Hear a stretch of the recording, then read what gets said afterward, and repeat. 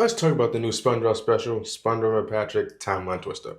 To give you guys a very brief summary of the story and how all this came about, basically a time machine sends Patrick's family to various moments of classic SpongeBob episodes. Basically, OG SpongeBob episodes, but replacing SpongeBob with a member of Patrick's family, and they basically expand on the episode and give it a new ending, which before SpongeBob and Patrick, you know, brings them back to the current timeline. Okay, all right. Squid Dina had rock bottom, basically, replace her. Bummer and Patrick leave rock bottom. Boom, she's stuck there. She makes it with pranksters. They prank people, yada, yada, yada. Spunner and Patrick saves the day, brings him back to the current timeline. Boom. Next, now the dad, right? Ripped pants. Basically the same joke, the same thing as a classic episode, same joke repeated over and over and over and over again. That's the entire plot of his sub story. Same thing. Bro was out there getting canceled. Like, Jesus Christ, bro. Bro needed help. SpongeBob and Patrick saved him, bring him back to the current timeline. Then, next, the mom. As you can see, Neptune spatula. Instead of SpongeBob pull out the spatula, it's her. She gets the powers. She goes around saving people, helping people. Motherly things. It's in her character to do things like that. Cool. And then at the end, she has a little god off with King Neptune before getting saved. Not saved, but taken back to the original timeline by SpongeBob and Patrick. And that was a little side story. And then last but certainly not least, Grandpat. As you can see, he's a little different from everybody else. It's basically what if Plankton stole the Krabby Patty, but instead of Plankton, it's Grandpat.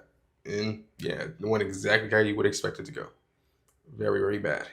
And the person that saved the day was SpongeBob, helping and seeing himself, young SpongeBob, and that saved the day, which was cool. Oh yeah, I forgot to mention, Grandpat's episode was episode 1, Help Wanted. So it was the very beginning.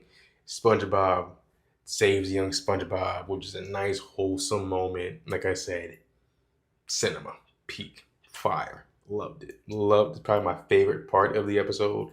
If I would have ranked the 4, number 1, 2, 3, and then 4. Yeah, something like that. Something like that. Overall, it was pretty enjoyable. I enjoyed it. It was a nice, nostalgic, heartwarming to see the 2 versions of SpongeBob, which is kind of crazy, the fact that there's 2 versions of SpongeBob who act very differently.